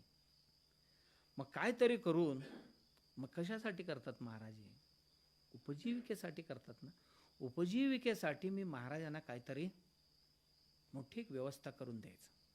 महाराजांना बोलला नाही की महाराज तुम्ही हे चर्मकारी करू नका, हे केल्याने की आमच्यासारखे जे मोठे मोठे शिष्य आहे त्यांची बेइज्जती होणार आहे, असं नाही म्हटलं. तो हुशार होता तसा. एके दिवशी म्हणाला ग, जाऊन वंदन केलं, साष्टांग वंदन केलं. महाराज माझी एक प्रार्थना आहे म्हणाल. काय बाबा? मला तीर्थयात्रेला जायचं आहे. तरी मी कधी, मला वर्षही लागेल, 2 वर्षही लागतील, 3 वर्षही लागतील म्हणाला परत यायला. मग माझ्याकडे एक परीस पात्र आहे, परीस पात्र आहे, आणि आपल्याकडे मी सोपवायचं म्हणतो. महाराज हे बघा, याची वैशिष्ट्य असं आहे, तुम्ही कधीही लोखंड आणून ह्याला लावला की सोनं होणार बघा म्हणा. मी येईपर्यंत त्याचा वापर करू शकता म्हणाल. आल्यानंतर माझा मी परत नेईन, पण मी परत येईपर्यंत महाराजजी आपणही वापरू शकता, कोणालाही लोखंडाचा सोनं बनवू शकतो म्हणाला. महाराज म्हणाले असं? बर, मग काय करू? आपल्याकडे सोपून जायचं म्हणतो मी, कारण मला वर्षही लागतील, 2-3 वर्ष सुद्धा लागतील म्हणाला. तीर्थाटन करून येणार मी. महाराज म्हणाले ठीक आहे, असं आहे, ठेव म्हणाले, तिथे आतमध्ये कुठेतरी त्या झोपडीत ठेव म्हणाले. जायचंय, माझ्या घरात कुठेतरी चोरी बिरी होईल महाराज, म्हणताना आपल्याकडे ठेवायला आणले म्हणाल, पण आपण वापरू शकता म्हणाल. ठेवलं, गेला. त्याला वाटलं होतं मी गेल्यानंतर महाराज निश्चितच ह्याची वापर करतील, मी परत येईपर्यंत ही जी झोपडी आहे ना, या झोपडीचे रूपांतर एक मोठ्या भवनामध्ये झालेले मला दिसेल, असं मनात विचार करून तो देऊन गेला होता. 2 वर्ष 3 वर्षांनी परत आला. आल्यानंतर त्याला वाटत होतं की माझे गुरु आता एक मोठ्या राजप्रासादासारखं बंगल्यात राहत असतील असं समजून आला. तर महाराज त्याच कुटीमध्ये होते आणि चमडीचं काम चालू होतं. एकदम निराश झाला तो पाहून. बहुतेक मी जे दिला होता त्याचा किंमत कळलं नाही म्हणाला या महाराजांना. नाही, बहुतेक किंमत कळलं नाही म्हणाला, किंवा या महाराजांना ते कसं वापरावं ते समजलं नाही वाटते म्हणाला. आणि म्हणाला महाराजजी, मी जाताना आपल्याकडे परिसपात्र देऊन गेलो होतो आणि आपण ती वापरावं अशी माझी अपेक्षा होती. असं? कुठे ठेवला होतास ते? नाही, आपणच बोलला होता की आतमध्ये तिथे ते छप्पर आहे ना, त्याच्या वर ठेवायला सांगितलं होतं. असं? मग आहे का बघ तिथेच म्हणाले. मी काही गेलो नाही, कधी पाहिलं नाहीये, तिथेच आहे का बघ म्हणा. महाराज खरोखरच असं म्हणतात की काही विकून टाकलेत कोणास ठाऊक, असा मनात विचार आला त्यांना एक क्षण. महाराज विकून तरी टाकले नसतील ना त्याला, आणि राहिलेले पैसे, कारण त्याचा किंमतच यांच्या लक्षात आलं नाही, आणि स्वस्तात विकून तरी टाकले नसतील ना असं त्याच्या मनात आला. जाऊन बघतो तर जिथे ठेवला होता तिथेच होता, तिथेच होता. घेऊन आला. महाराज जिथे मी ठेवलेले तिथेच होता, तुम्ही नाही वापरला, त्याचा वापर केला नाही याचा. महाराज म्हणाले कशासाठी करू? महाराज हे सोनं करते, सोनं. अच्छा, मग सोनं कशासाठी? महाराज सोन्याने काय मिळत नाही म्हणाला. सोन्याने पैसे मिळत. महाराज म्हणाले पैशाचं काय करायचं? पैशाचं काय करायचं? महाराज पैसे आले की मोठं बंगला बांधायचा, मोठं भवन बनवायचं, प्रासाद बनवायचा. हां, प्रासाद बनवला बाबा, मग काय करायचं? काय महाराज त्या पैशाने बघा धान्य, धन, संपत्ती सगळी पुन्हा येते म्हणाला. पैशाने पैशाची निर्मिती होते म्हणाला. हो, बरं झालं, निर्मिती झाली, पुढे काय करायचं? महाराज एवढा कष्ट करायची काही गरज नाही. मग काय करायचं? महाराज मस्तपैकी खाता पिता येईल. बर, खाऊन पिऊन काय करायचं? खाऊन पिऊन महाराज मग आनंदात राहायचं. महाराज म्हणाले, मी आता काय करतो? मी आनंदातच राहतो ना. मी थोडंसं काम करतो आणि त्या कामात मला इतका आनंद वाटते. मी बनवलेली ही चप्पल त्या माणसाला इतकं रक्षण देते, त्याला काटे लागू देत नाही, पायाला ऊन लागू देत नाही, दगड लागू देत नाही, काय लागू देत नाही. त्या माणसाचं रक्षण करतात माझी चप्पल. आणि तो माणूस काय चप्पल बनवले कायम लक्षात ठेवतो. आणि ते बनवायचं आणि दुसऱ्यांची पादरक्षा करण्यामध्ये मला जे आनंद आहे ना, ते आनंद तुझ्या परिसपात्रेत नाही दिसलं मला. दुसऱ्यांचे पादरक्षण करण्यामध्ये मला जो आनंद भेटला, तो आनंद तुझ्या त्या परिसपात्रेत मला नाही दिसला. तुझी परिसपात्र ही माझ्यासाठी काही नाही आहे, तुमच्यासारख्यांसाठी. हां, तुला वाटलं असेल माझ्यासारखं चर्मकारी करणारा गुरु कमीपणाचं वाटलं असावं तुला, म्हणून तू ते द्यायला आला असशील.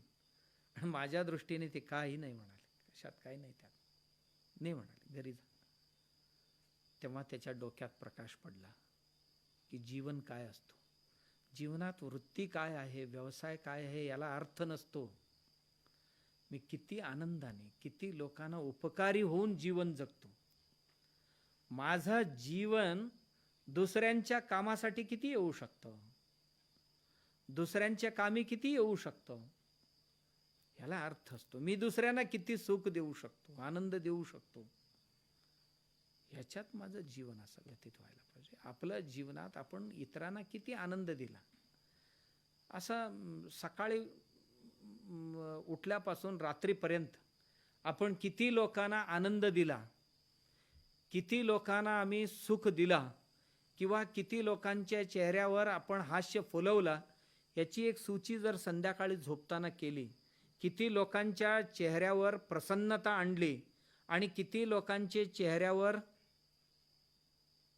काळवटपणा आणली, हे दोन कॉलम जर बनवलं आणि याच्यावर यादी करत गेलो, प्रसन्नता जेवढ्या चेहऱ्यावर मी फुलवलं त्याची संख्या ज्या दिवशी जास्त होईल, त्या दिवशी मला कुठल्याही बाहेर सुखाची गरज नाही वाटणार. माझं सुख मला आतूनच यायला लागेल. माझ्याकडून उपद्रवापेक्षा आमच्याकडे उपद्रव मूल्य अधिक आणि उपकारक मूल्य कमी. त्यामुळे मला सुख भेटत नाही. का? सुख बाहेरून येत नाही ना. मी केलेले उपकारक मूल्यच माझ्या सुखाची धनी आहेत, माझे सुखाची स्रोत आहेत. मी काहीच केलं नाही तर सुख येणार कुठून? म्हणून प्रत्येक व्यक्तीने असं विचार करणं गरजेचे आहे की मी किती लोकांचे शोषण केलं आज दिवसभरात, याच्यापेक्षा मी किती लोकांचं पोषण करू शकतो. सकाळपासून रात्रीपर्यंत किती क्रिमी कीटांपासून माणसापर्यंतची शोषण किती झालं माझ्या हातून, यापेक्षा मी कितींचं पोषण केलं, हे जर मी हिशोब घातला तर माझा हिशोबात या दोन्हींमध्ये शोषणापेक्षा पोषण मूल्य अधिक झाले, पोषण द्रव्य अधिक झाले, तर त्या दिवशी मला कोणी सुख देण्याची गरज नाही आहे. मीच आता सुख वाटण्याचा योग्यतेचा बनलेला असेल. म्हणून नेहमी आपली साधना असतील, आपली प्रार्थना असेल, आपली पूजा असतील आणि आपली वाचन असेल, माझं अध्ययन असेल आणि माझी सर्व प्रकारची कृती मला उपद्रवाकडे न नेता उपकाराकडे जर घेऊन गेले तर त्या दिवशी आपलं जीवन धन्य झाल्याशिवाय राहत नाही. म्हणून प्रत्येक दिवशी प्रयत्नपूर्वक, लहान माझ्या विद्यार्थी दशेपासून वृद्ध दशेपर्यंत, की मी उपकारक मूल्यांचं धनी कसं बनेन. माझ्या जीवनात ऐश्वर्य काय असेल तर उपकारक मूल्य किती वाढतील माझ्याकडे. उपकार करण्याकरता काय एकच गुण लागतो? नाही, अनंत गुणांची आवश्यकता असते. आणि ती उपासना, ती प्राप्त करण्याची जे काही साधना आहेत, त्या सर्वही साधना आपल्याकडून होणं गरजेचे आहे. आणि ते प्रसन्न चेहरा जे समोरचे दिसतील आणि तीच आपल्या जीवनातला कार्याचा पोचपावती असेल. आम्ही जे करतो ना, अन्यांच्या चेहऱ्यावर प्रसन्नता फुलली की खिन्नता दिसली, तेच आमची पोचपावती असणार. आणि तिथेच भगवंताचा साक्षात्कार तिथेच होणार. देव तिथेची जाणावं, अन्य ठिकाणी नाही आहे. म्हणून अशा पद्धतीने उपकारक मूल्य घेऊन उपजीविका या उपजीवन करण्याची बुद्धी शक्ती सद्गुरु भगवंत आम्हा सर्वांना देवो. गुरुचरणी प्रार्थना. राजाधिराज सद्गुरुनाथ सिद्धरामेश्वराय नमः. राजाधिराज सद्गुरुनाथ श्री भाऊराजाय नमः. राजाधिराज सद्गुरुनाथ श्री काडसिद्धेश्वराय.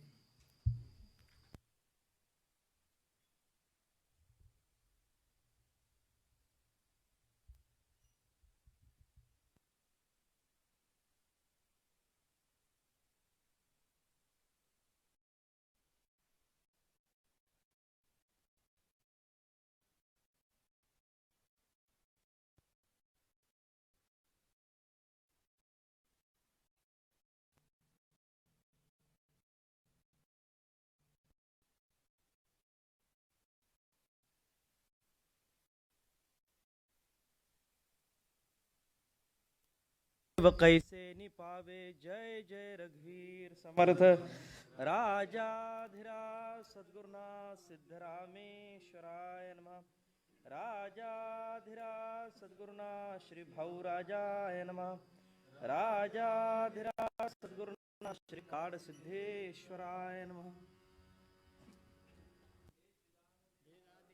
तुझा विसरण व्हावा गुण गाईना आवडी. हेची माझी सर्व जोडी नलगे मुक्ती संपदा. संत संत देवास तुकामळे गर्भवासी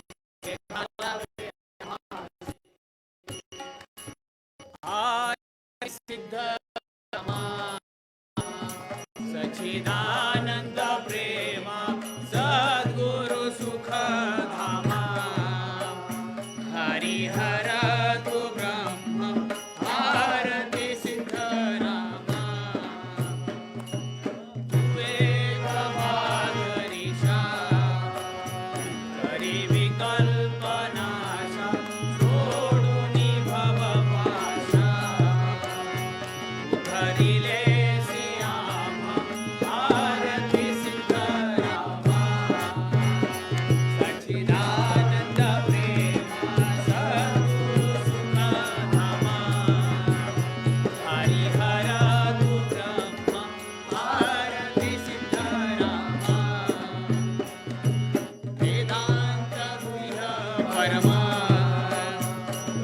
करोनी सुगम प्रभो दिले वर्म.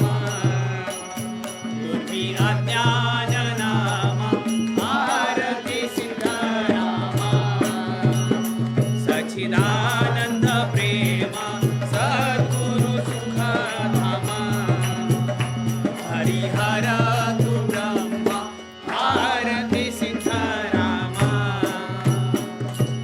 वेदांत वर ईशा तुझ प्रणाम शतशा. दत्तात्रय दासा देई स्वरूपी विरामा. आरती सिद्धरामा. सच्चिदानंद प्रेमा सद्गुरु सुख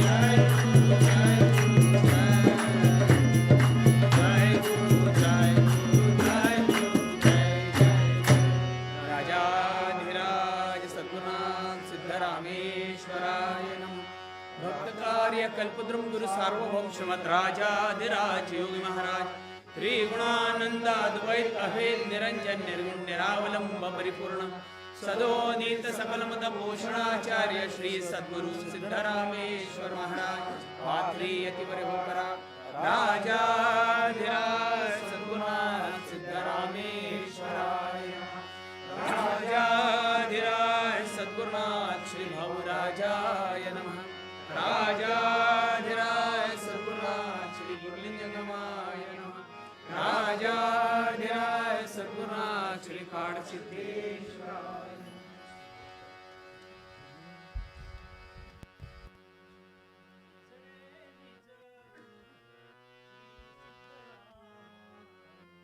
शंका असुर मर्दना निज रे निज श्री सिद्धरामा शंका असुर मर्दना निज रे निज श्री सिद्धरामा शंका असुर मर्दना निज रे निज श्री सिद्धरामा शंका असुर मर्दना घातला तये धिंगाणा घातला तये धिंगाणा नाटपेच कोणा नाटपेच कोणा निज रे निज श्री सिद्धरामा शंका असुर मर्दना निज रे निज श्री काळसीता शंका असुर मर्दना कली पुरुष पाहुनी तुझला कली पुरुष पाहुनी तुझला उभे सांडी प्राणा उभे सांडी प्राणा निज रे निज श्री सिद्धरामा शंका असुर मर्दना निज रे निज श्री काळसीता शंका असुर मर्दना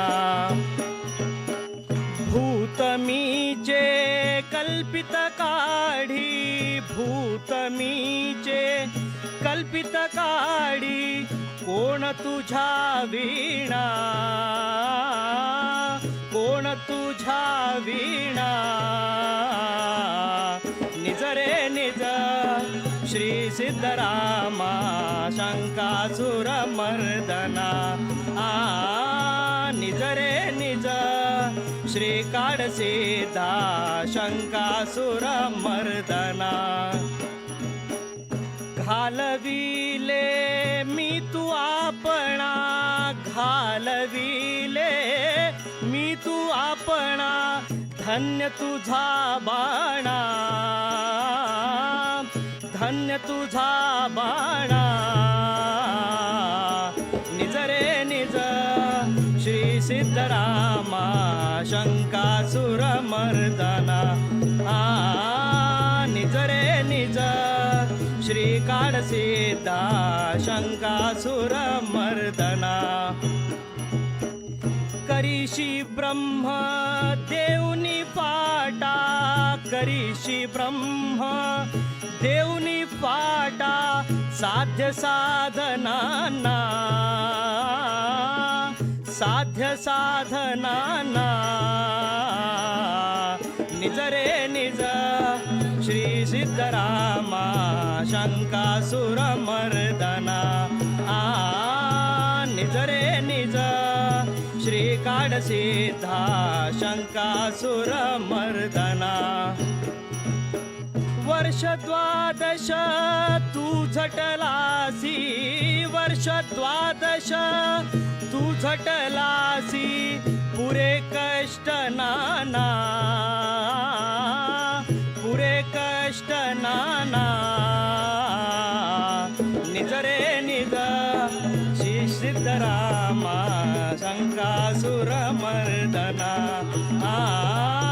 निज रे निज श्री काळसीता शंकासुर मर्दना कार्य नूरे काही ताता कार्य न उरे काही ताता सेवियाता मौना सेवियाता मौना निज रे निज श्री सिद्धरामा शंकासुर मर्दना निज रे निज श्री काळसीता शंकासुर मर्दना विनवी दत्तात्रय तुझला विनवी दत्तात्रय तुझला झोप गुरु राणा झोप गुरु राणा निज रे निज श्री सिद्धरामा शंकासुर मर्दना निज रे निज श्री काळसीता शंकासुर मर्दना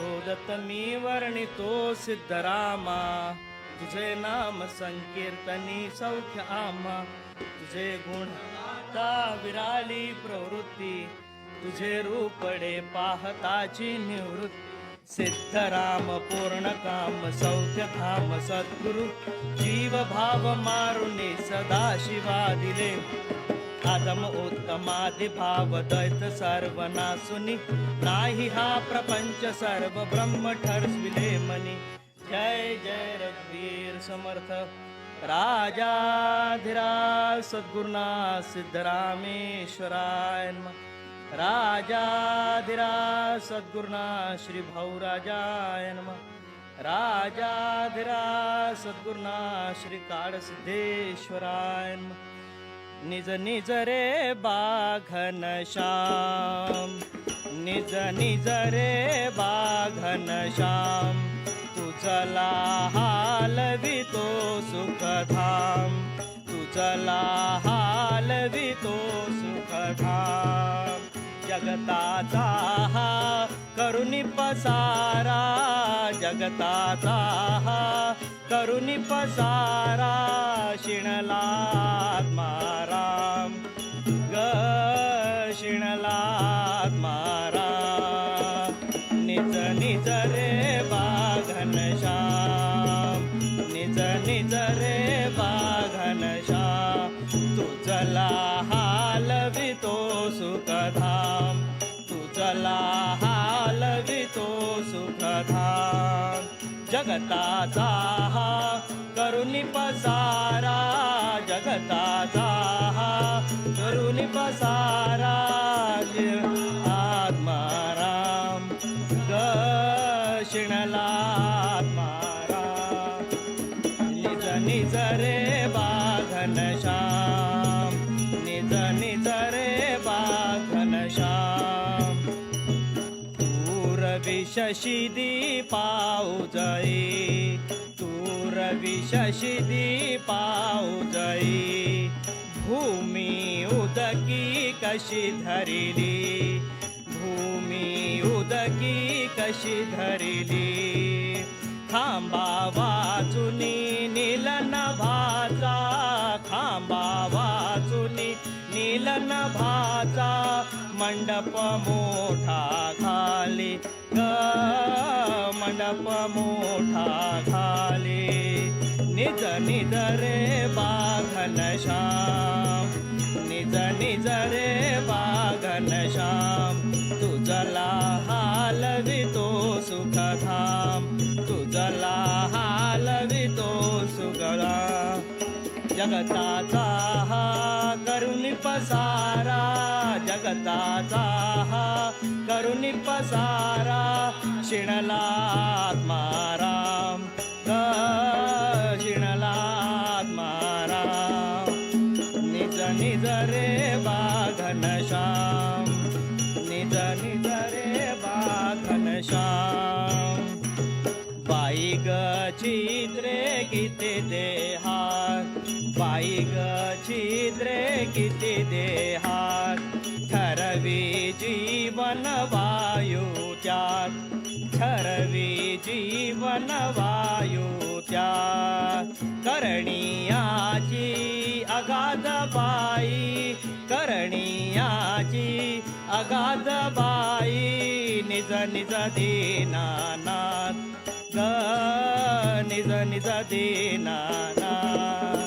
निज निज रे बागन श्याम, निज निज रे बागन श्याम. तुझला हालवितो सुखधाम, तुझला हालवितो सुखधाम. जगताचा हा करुणी पसारा, जगताचा हा करुणी पसारा, शिणला आत्माराम ग, शिणला आत्माराम. निज निज रे बाघन श्याम, निज निज रे बाघन श्याम. जय गुरु जय गुरु जय गुरु जय, जय गुरु जय गुरु जय गुरु जय जय जय. जय गुरु जय गुरु जय गुरु जय, जय गुरु जय गुरु जय जय जय जय. जय गुरु जय गुरु जय गुरु जय, जय गुरु जय गुरु जय गुरु जय जय जय.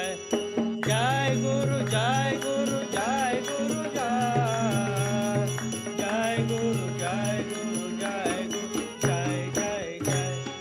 जय गुरु जय गुरु जय गुरु जय, जय गुरु जय गुरु जय गुरु जय जय जय. राजाधिराज सद्गुरुनाथ सिद्धरामेश्वराय नमः. राजाधिराज श्री भाऊराजाय नमः. राजाधिराज सद्गुरुनाथ श्री काळसिद्धेश्वराय नमः. सद्गुरु सारिखा असता पाठीराखा, सद्गुरु सारिखा असता पाठीराखा. इतरांचा लेखा कोण करी, इतरांचा लेखा कोण करी. राजाची कांता काय भीक मागे, राजाची कांता काय भीक मागे. मनाची या जोगे सिद्धी पावे, मनाची या जोगे सिद्धी पावे.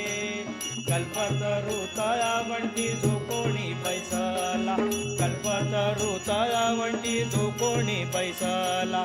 काय उणे त्याला सांगी जोजी, काय उणे त्याला सांगी जोजी. ज्ञानदेव म्हणे तरलो तरलो, ज्ञानदेव म्हणे तरलो तरलो. आता उद्धरिलो सद्गुरु कृपे, आता उद्धरिलो सद्गुरु कृपे. सद्गुरु सारिका असता पाठीराखा, सद्गुरु सारिका असता पाठीराखा. इतरांचा लेखा कोण करी, इतरांचा लेखा कोण करी. सद्गुरु सारिका असता पाठीराखा, सद्गुरु सारिका असता पाठीराखा. राजाधिराज सद्गुरुनाथ सिद्धरामेश्वराय नमः. राजाधिराज सद्गुरुनाथ श्री भाऊराजाय नमः. राजाधिराज सद्गुरुनाथ श्री काळसिद्धेश्वराय नमः. जाही देवनी बीज मंत्र मजला, संसारिया तारिले. मोक्षाची मज जाण वाट बरवी, दावोनिया सोडिले. जन्माची सगळी मुळी खणुनिया, दुरावली ती पहा. ऐसा सद्गुरुराज मी नमितसे, आता असो लोभहा.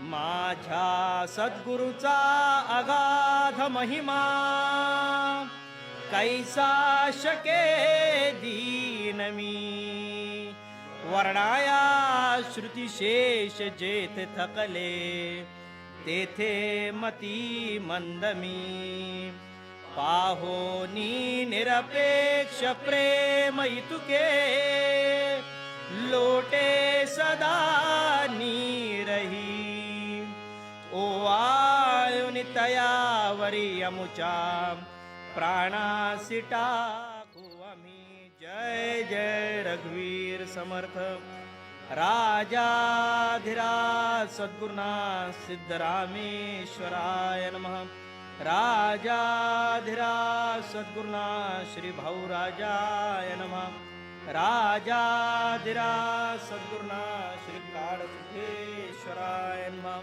श्री गुरुदेव दत्त दत्त दत्त बोलो सब संतान की जय बाल गोपाल की जय हर हर महादेव परम दयाळु उदार दाता सिद्धराम प्रभुने गुरु काळ सिद्ध प्रभुने अखंड दिधले प्रसाद भोजन तृप्त आम्ही तेणे उठाता गुरु भक्त जन हो जापुल्या स्थाना दत्त म्हणे निशिदिनी हुनमनी झोप तुम्ही घ्याना राजाधिराज सद्गुरुनाथ सिद्धरामेश्वराय नमः राजाधिराज सद्गुरुनाथ श्री भाऊराजाय नमः राजाधिराज सद्गुरुनाथ श्री काळसिद्धेश्वराय नमः